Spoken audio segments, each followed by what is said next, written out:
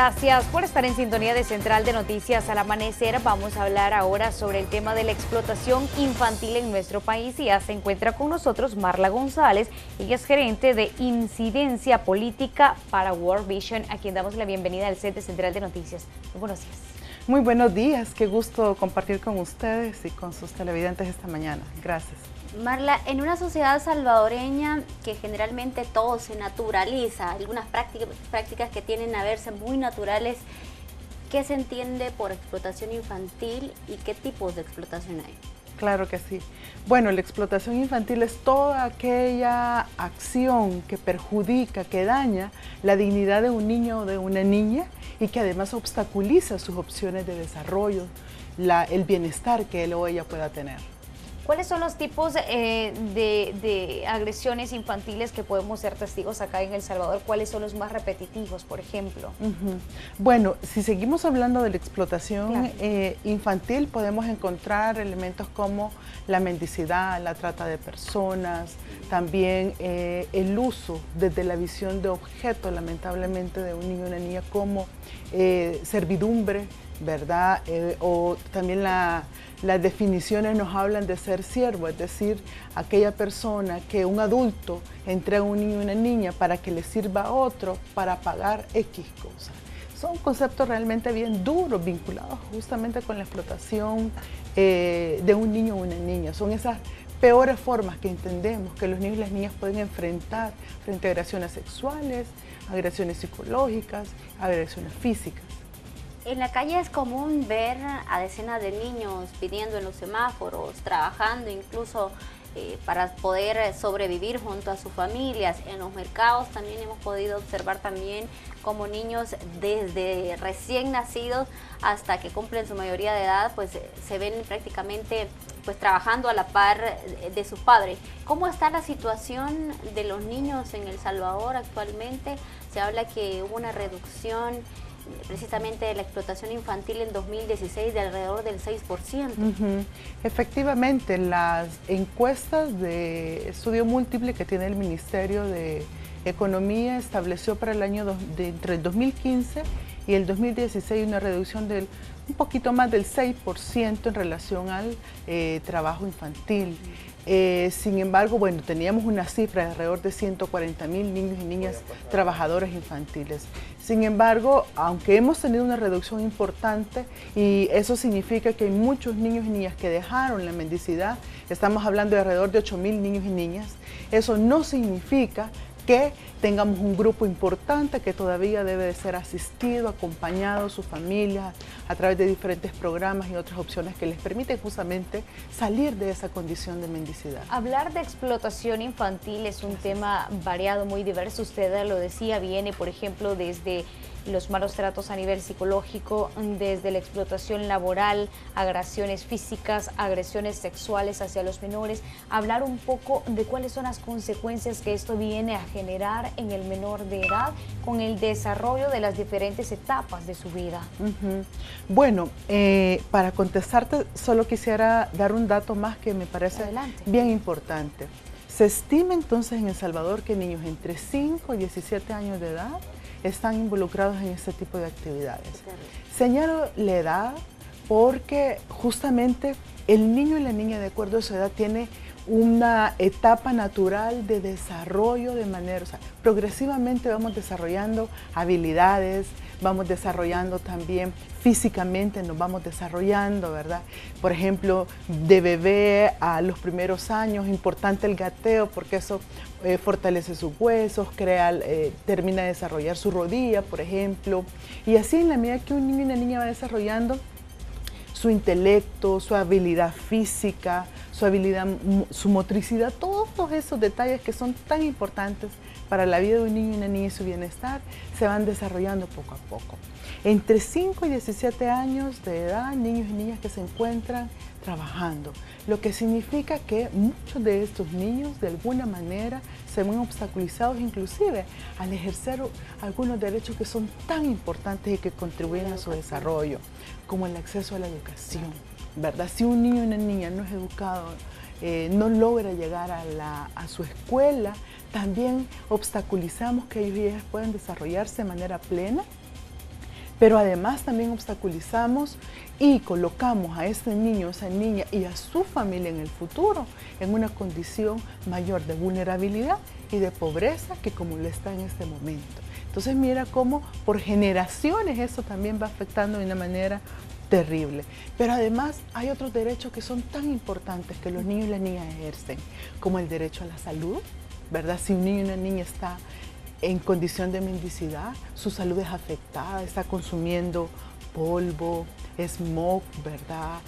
También se ve expuesto a que pueda ser agredido física o emocionalmente por una persona que no quiere darle.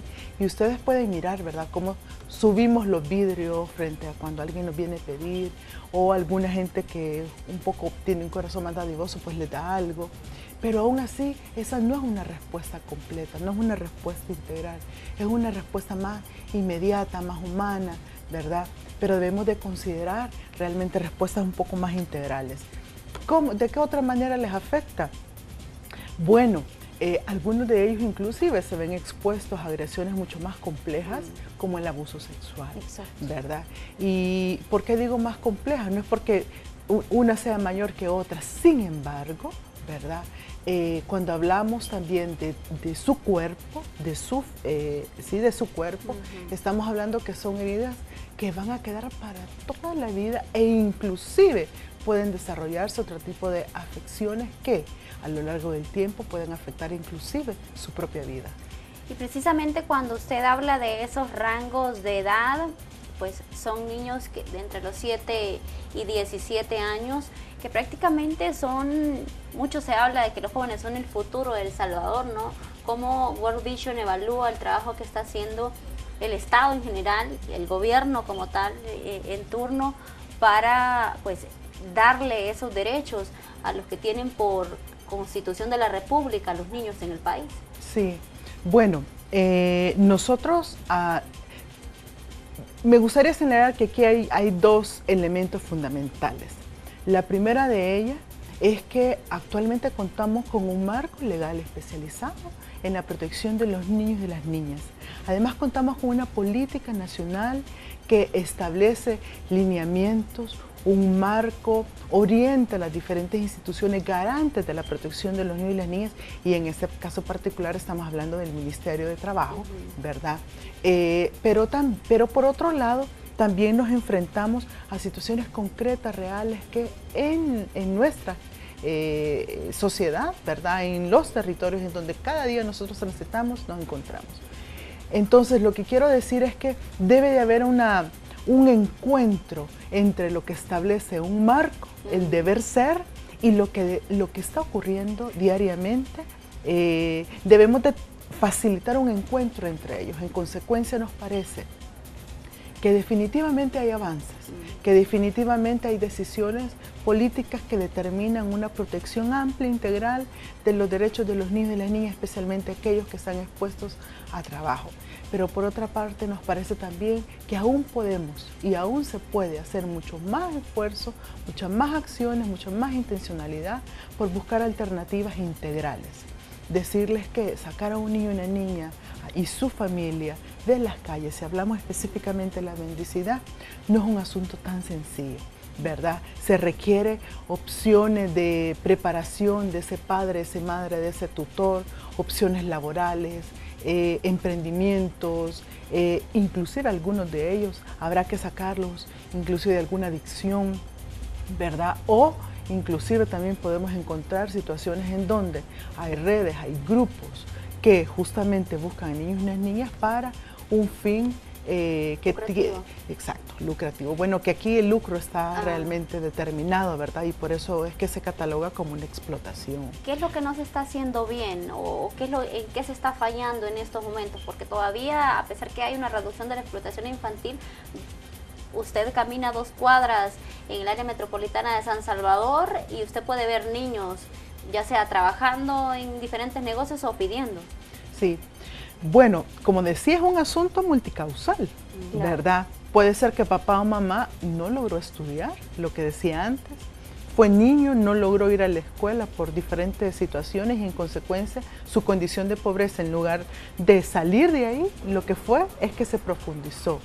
Es decir, venimos generaciones tras generaciones impactadas de esta manera. ¿Qué no está saliendo bien? Me parece de que todavía debemos de seguir generando programas integrales que den respuesta a este grupo. Hoy por hoy, las mismas organizaciones, pero también las instancias gubernamentales, no tenemos esos programas diseñados, ¿verdad? Y debemos de actuar sobre esto de manera rápida porque al fin y al cabo es una vida.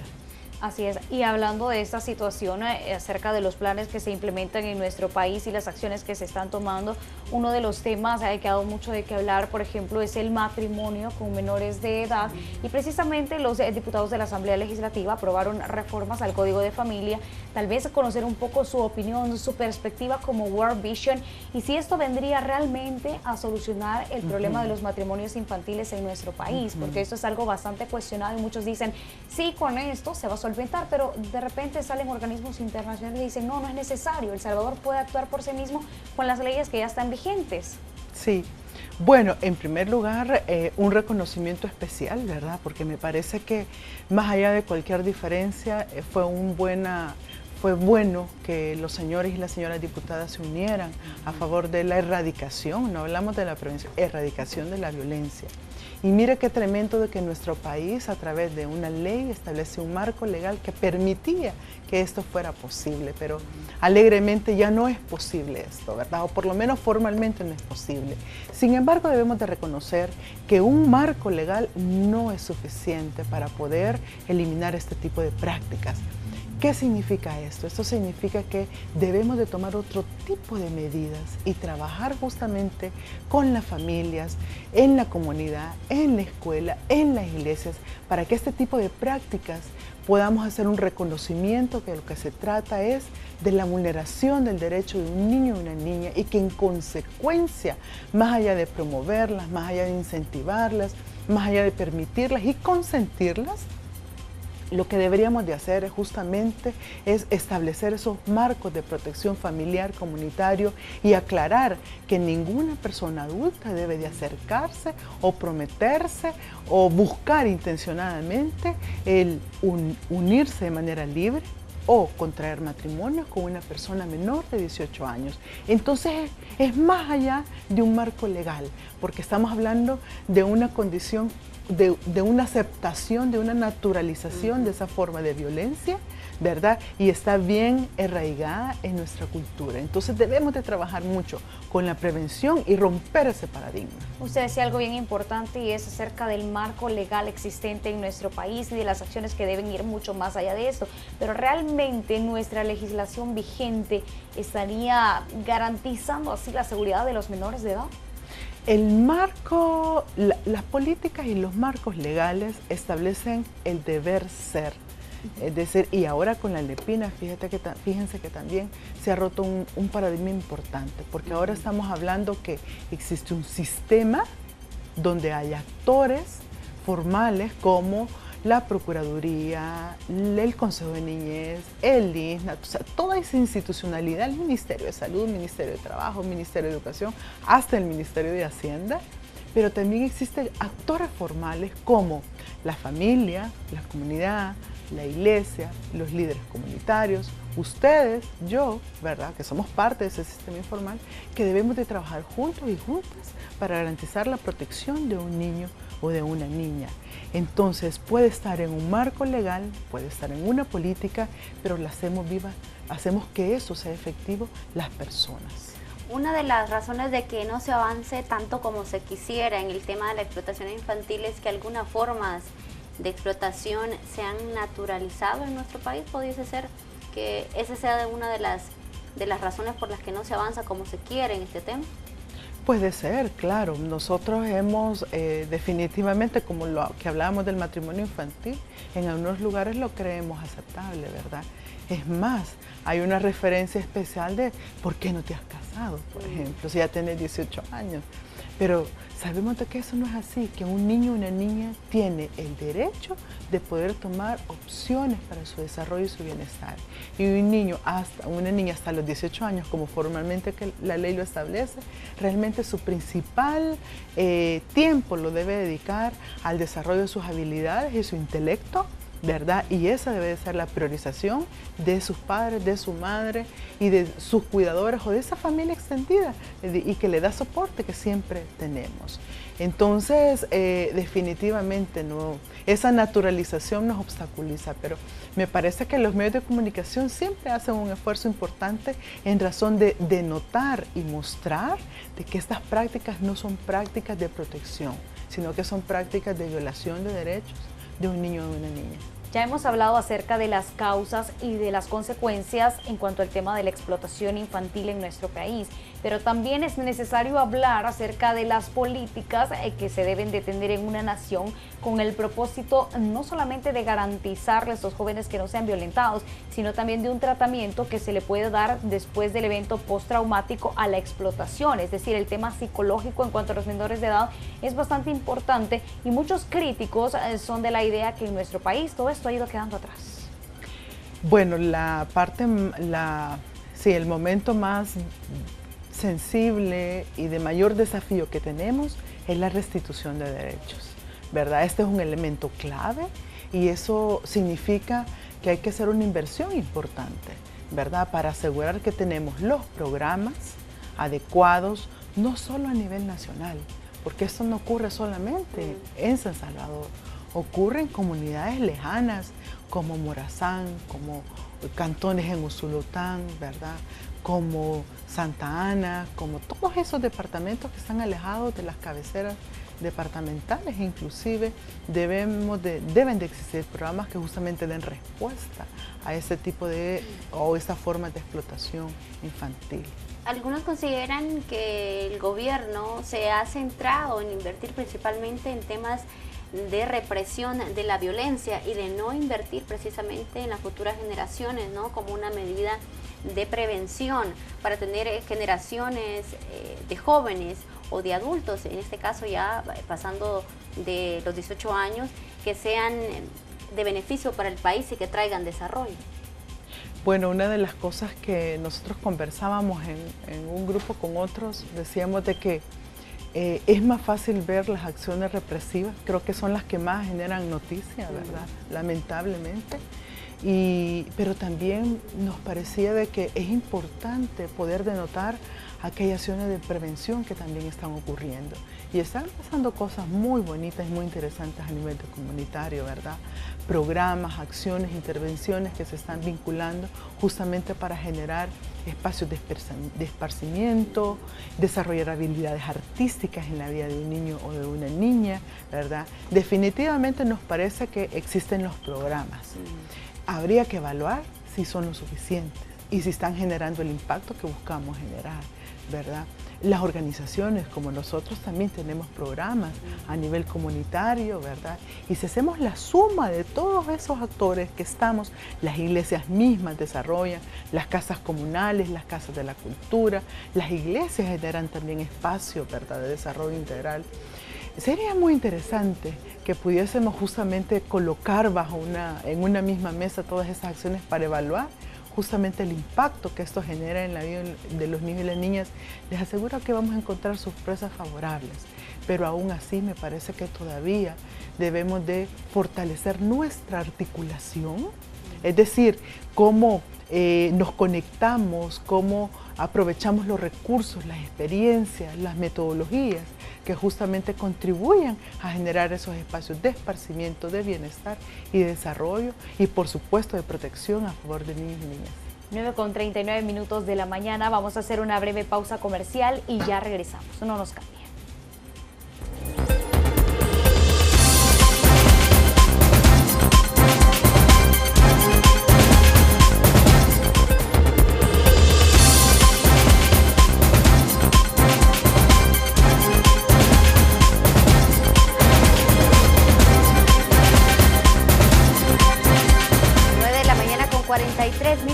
Este día estamos abordando en nuestra entrevista la explotación infantil y nos acompaña en nuestro estudio Marla González. Ella es gerente de incidencia de política para World Vision. En nuestro país el tema de la niñez siempre se ha cuestionado sobre el tema de la explotación infantil, sobre todo cuando vemos en las calles a muchos niños pidiendo para poder sobrevivir. Así es, antes de continuar nuestro segmento de la entrevista, vamos a hablar acerca de las incidencias y los factores que juegan un papel determinante y en el cual muchos de los derechos de los menores son violentados.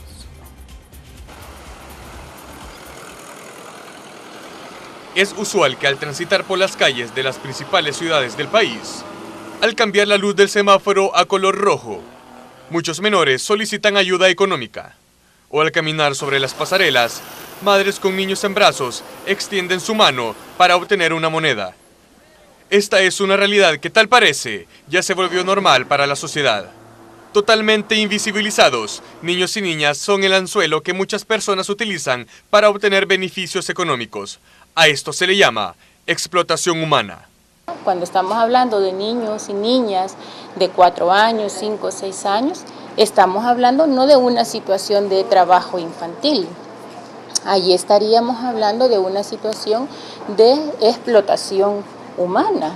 La persona es forzada a pedir dinero, a pedir limosna, ¿ya?, utilizando para eso su condición de vulnerabilidad.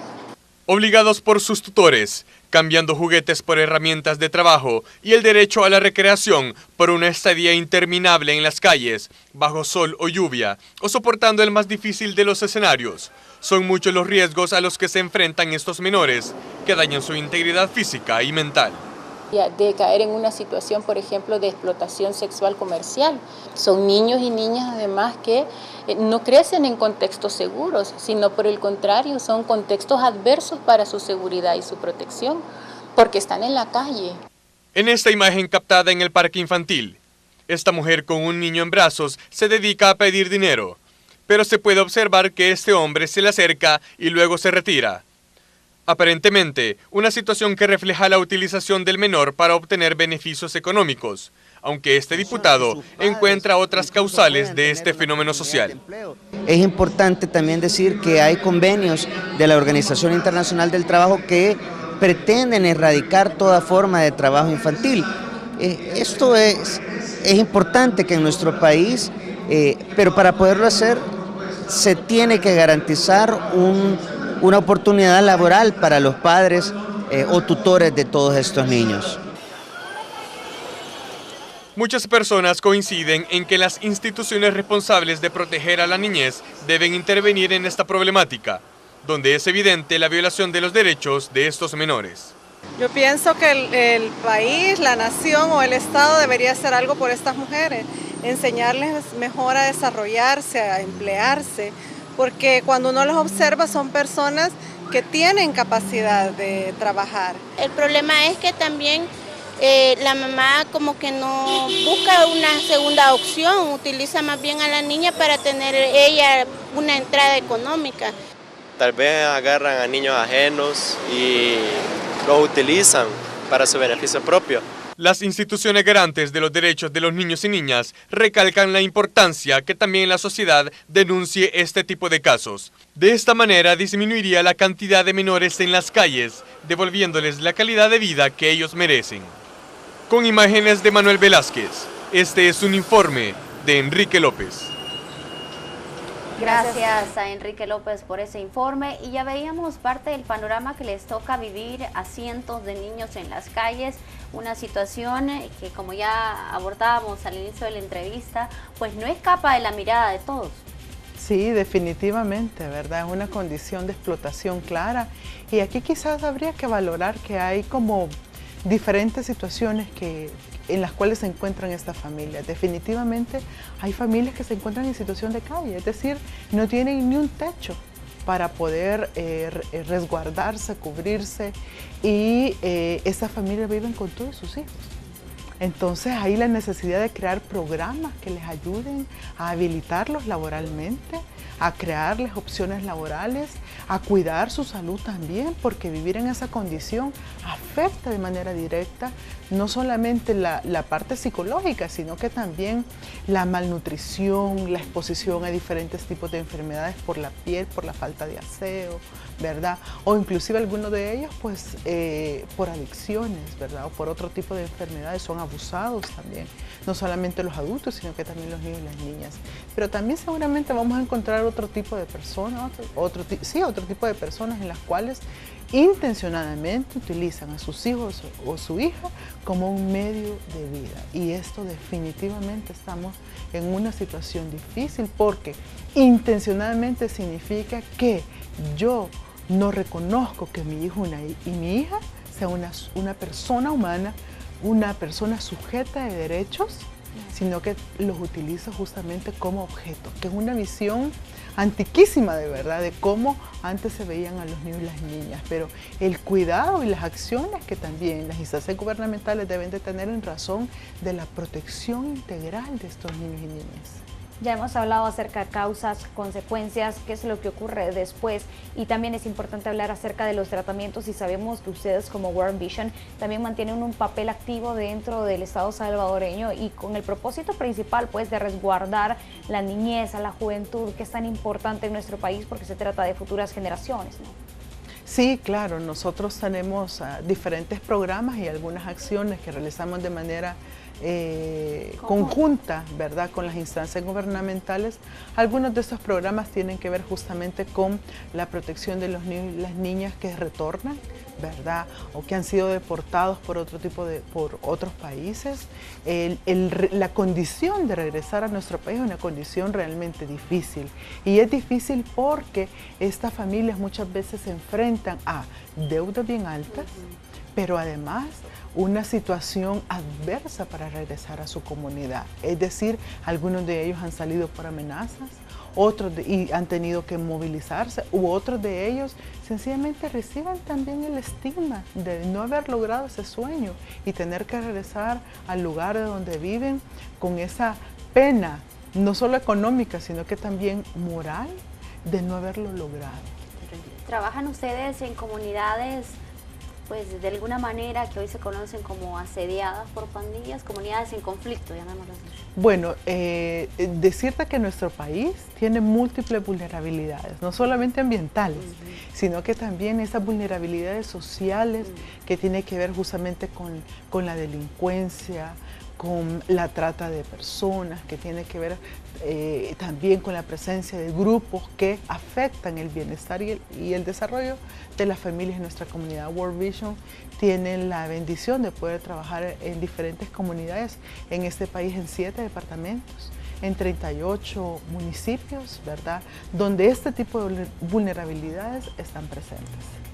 Bien, muchas gracias por habernos acompañado acá en el set de Central de Noticias y hablar un tema tan importante para nuestra sociedad y cómo nosotros también debemos de proteger a nuestra niñez. Muchas gracias. Gracias a ustedes, y también invitar a todos los televidentes que están con ustedes cada mañana, que es importante que cada uno de nosotros podamos proteger a nuestros niños y niñas. Frente a algo que incomode, frente a lo que diga un niño y una niña a usted, persona adulta, por favor tome la atención y acuda, infórmase, pregúntese. Hay números de teléfono disponibles, ¿verdad?, de las juntas de protección, de los tribunales, donde le pueden dar asistencia y le pueden ayudar en caso tenga alguna necesidad. Claro, poner nuestro granito de arena desde casa para de alguna manera garantizar los derechos de los niños y adolescentes de nuestro país, que en estos tiempos pues atraviesan una crítica situación si se habla de explotación infantil y si se habla de cómo los jóvenes principalmente están siendo blanco de las pandillas. Vamos a hacer una pausa y regresamos. Ya volvemos, no nos cambien.